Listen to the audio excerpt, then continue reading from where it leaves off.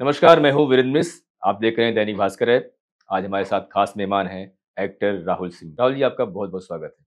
नमस्कार। शुरुआत से चलते हैं, अब कैसी जर्नी रही अब तक, उसके बारे में थोड़ा प्रकाश डालें हमारे दर्शकों को। हर कलाकार चाहे संगीत में हो, चाहे कहीं भी पेंटर हो, सबसे पहला तो उसकी जर्नी में जो बाधा आती है वो घर से ही आती है और वो बतौर शुभचिंतक आती है। इसलिए नहीं कि घर वाले नहीं चाहते कि आप यश और धन कमाएं जीवन में, इसलिए कि वो चाहते हैं कि भाई जो भी हो ये थोड़ा सेटल सेटल हो जाए। पहले तो वो साबित करना पड़ा जब इच्छा दिखाई कि ये है। जब आपने उनको बोला तब क्या उनके रिएक्शंस क्या थे? अच्छा तू करेगा? अरे मैंने कहा इच्छा है, मतलब देख लो आप एक बार। क्या देखें? मैंने कहा आप मेरा प्ले देख लो, मैं प्ले करता हूँ। So I was doing theatre, I was working with Salim Ghaus sahab, उनसे बहुत सीखा। पहला ब्रेक श्याम बेनेगल साहब के साथ आपने फ़िल्म कैसे मिले? कॉलेज किया, उसके बाद I went off for drama school to England.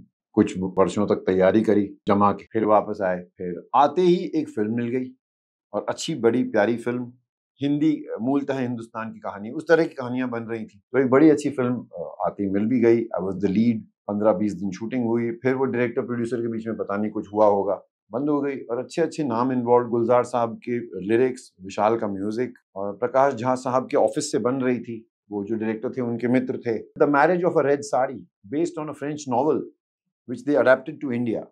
Very interesting film.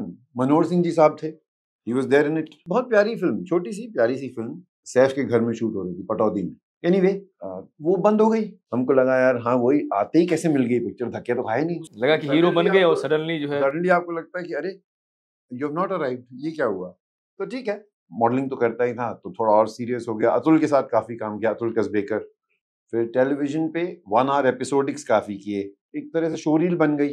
Showreel मैंने बेनेगल साहब के ऑफिस में छोड़ दी। फिर पता चला ये फिल्म बना रहे हैं जुबैदा। मैं भागा वहां, मैंने कहा सर मुझे तो ये करनी है पिक्चर, और ये तो आप राजस्थान में शूट कर रहे हो और मैं तो राजस्थान से हूँ, और मुझे तो मतलब कल्चर का भी ज्ञान है। ये वो जो एक्टर अपने आप को बेचने लगता है ना सारी बातें बोल के, तो वही मैं बोलने लगा उनको। बेसिक कहानी तो मुझे पता है, सत्य कथा पे ही आधारित है। तो मैंने कहा मुझे करना है। मैं रेखा का पति कैसे बना दूं यार, तुम अजीब बच्चे हो तुम। मैंने कहा पर सर आप तो कहते करिश्मा है। अरे करिश्मा तो है but there is a role, beautiful role, the senior Rani. Sir मूछें लगा दो, फिर पागल हो क्या? उसमें कितनी एज रही होगी आप? आप इमेच्योर होते हो ना, तो ही सेड बैठो कुछ करते हैं। तो ही सेड मनोज बाजपेयी कर रहे हैं वो रोल। मैंने कहा मनोज तो मुझे बहुत ज्यादा पसंद है और वैसे भी शानदार कलाकार हैं, हमेशा से ही थे। और तो मैंने कहा अब ये तो हम बोल नहीं सकते कि नहीं नहीं उनकी जगह हमें लो। तो ही सेड फिक्र मत करो, there is a very good role, बहुत अच्छा रोल है, बड़ा मजेदार है, एक रीडिंग करते हैं। मैं कहा करो रीडिंग। रीडिंग करी एंड साइन। तो ये हुई जुबैदा के शुरुआत। बाद से थोड़ा और आगे बढ़ते हैं। बस इतना सा ख्वाब है, डरना मना है, जेल, तेरे बिन लादेन, दिल्ली बैली, चलो दिल्ली, स्टैनली का डब्बा, खिलाड़ी 786, प्रमुख फिल्में यही हैं। और भगवान की दया से जो जो काम चुने, फिल्मों को सराहा भी गया और सक्सेस भी रही। तो नेपोटिज्म को लेकर जो काफ़ी बातें होती रहती हैं, वाद विवाद तो होता रहता है कि बाहर से आए या जो है, इस तरह का कोई एक्सपीरियंस? हर बिजनेस में, हर काम में, हर क्षेत्र में यूजुअली आदमी अपने बाद अपने बेटे को बिठाता है या चाहता है कि वो उस चीज को संभाले, या अगर बेटा वो करना चाहे या बेटी वो करना चाहे या भतीजा भतीजी जो भी करना चाहे करे। 99% ऑफ द टाइम वो इतना योग्य नहीं होता है, वो तो सत्य है। पर उसमें आपको 10 मौके इसलिए मिल जाते हैं क्योंकि आप वहां हो, कि भाई ऐसे नहीं तो ऐसे, नहीं तो ऐसे, नहीं तो ऐसे घुसा दो। भैया मेरे को करना है वो रोल। अरे भैया किसी को फाइनल करके बैठे नहीं भैया, अब भैया को घर ही आना है, भैया को चैन से जीना है, माता पिता के साथ भी और भाइयों के साथ भी, तो ठीक है भाई इसी को दे दो। ये प्ले आप लिखते रहे हैं, जैसा आपने बताया, तो फ़िल्में या फिर ऐसा कुछ लिखा आपने जो है? I co-wrote the dialogue of Kaante. I co-wrote a film called Gulal. I co-wrote super से ऊपर फॉर रिलायंस एंटरटेनमेंट। फिर स्टार भारत जब लॉन्च हुआ था तो मैं उनके prime time show 9 o'clock show का लीड था, मेरे साथ ही लॉन्च किया था उन्होंने चैनल को, वो भी एक सौभाग्य रहा। तो साथ में उन्होंने ये बहुत अच्छा फ्रीडम दिया मुझे, अंशुमन किशोर सिंह डायरेक्टर ने भी, दीपक पचौरी लेखक ने भी, और प्रोड्यूसर ने भी, बीएजी फिल्म्स, और स्टार टीवी की तरफ से भी जो भी उनके क्रिएटिव थे, कि इसको भाषा का ज्ञान है, ये समझता है, लेखक है। तो आप एक तरह से कह सकते हैं additional dialogue was mine, it was great fun. और यूजुअली मेरे साथ ये रहा है क्योंकि लेखन समझता हूँ, 99% हर डायरेक्टर को मैं एक सीन, जो भी लाइन लिखी गई है, एक दूसरे तरीके से भी बोल के बताता हूँ, और 90% आप समझ लो वो सिलेक्ट होती है। तो वो भले ही आपको हर बार क्रेडिट ना मिले, आप दिखोगे तो आप ही, है ना? तो कई बार अगर कोई एवं ही लाइन लिख के आई हुई है, तो कोई दर्शक ये नहीं बोलेगा कि अरे इससे क्या बुलवा रहे हैं, वो बोलेंगे क्या बकवास कर रहा है ये, आप समझे? तो अगर आप में थोड़ा बहुत वो है समझ उसकी, तो उसको सुधार लो। तो जो पढ़ाई लिखाई है वो यहाँ काम आ जाती है।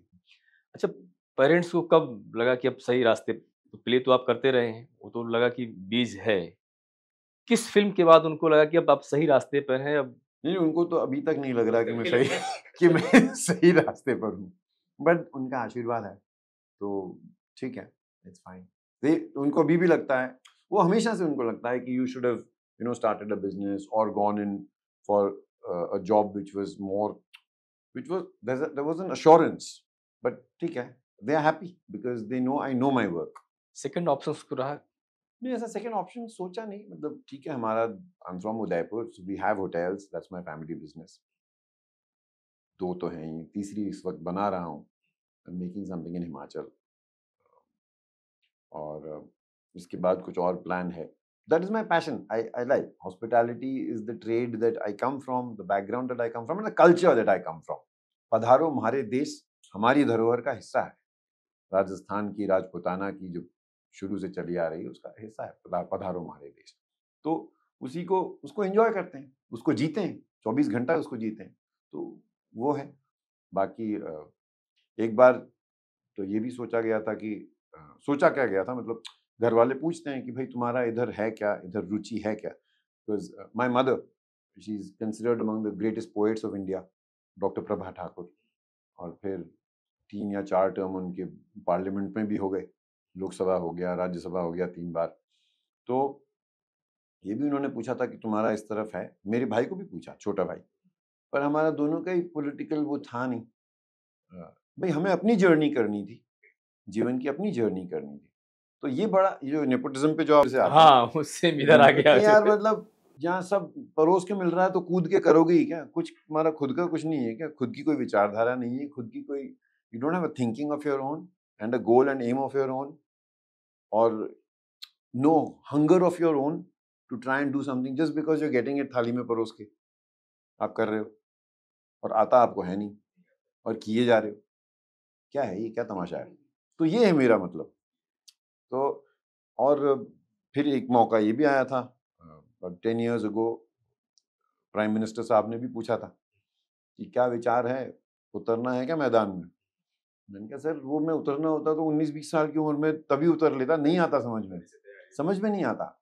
आई कांट डू पॉलिटिक्स, नहीं आता, अपना अपन सीधे सरल आदमी है, सीधी लकीर नापते हैं, सीधा चलते हैं। तो